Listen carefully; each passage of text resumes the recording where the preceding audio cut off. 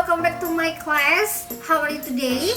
Dan untuk sesi kelas kita hari ini, kita akan membahas mengenai games untuk perkenalan yang bisa digunakan untuk bimbingan kelompok, bimbingan klasikal, dan juga konseling kelompok. If we talk about play, Freud dan Erikson meyakini bahwa bermain sangat bermanfaat untuk membentuk penyesuaian diri manusia, mengatasi kecemasan dan konflik. Keyakinan mereka ini didasari pada pengamatan mereka bahwa ketegangan-ketegangan yang dimiliki anak itu dapat dilepaskan saat bermain. Maka anak dapat mengatasi problem-problem mereka. That's why kita akan membahas dua games yang bisa digunakan untuk perkenalan saat bimbingan kelompok, bimbingan klasikal, dan juga konseling kelompok. Alright everybody, games yang pertama yaitu Siapakah Aku. Tujuan dari games ini adalah untuk melatih kepekaan, ingatan, keterbukaan peserta dengan menebak siapa pemilik tulisan. Kemudian bidang layanan ini bisa bidang pribadi dan juga sosial. Kemudian alat dan bahan yang digunakan apa saja? Yang pertama yaitu kertas A4, kemudian pulpen sejumlah peserta, dan jumlah anggota untuk games ini bisa 7 sampai dengan 20 orang. Nah, langkah-langkahnya yang pertama, bagikanlah kertas A4 dan pena ke setiap peserta. Kemudian mintalah setiap peserta menuliskan 3 hal tentang dirinya yang jarang atau tidak diketahui orang lain. Kemudian kumpulkan kertas tersebut, dikocok di dalam wadah, boleh kotak, boleh mangkuk, dan sebagainya. Kemudian ambil satu tulisan dan bacakan tulisan tersebut. Apabila ada peserta yang dapat menjawab siapa pemilik tulisan tersebut, maka berikanlah hadiah kecil kepadanya. Namun apabila tidak ada yang dapat menjawab tulisan tersebut milik siapa, berikan hadiah kepada pemilik tulisan. Next everybody, evaluasi dan refleksinya. Yang pertama, adakah peserta yang tidak dapat menebak?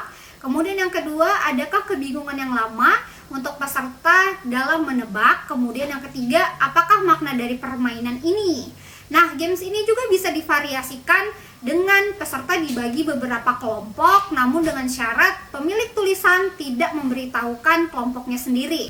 Next, learning point atau poin pembelajaran. Yang pertama, melalui pertanyaan dan diskusi, guru BK atau konselor atau fasilitator memfasilitasi peserta untuk menggiring peserta agar lebih seksama melalui tulisan tersebut.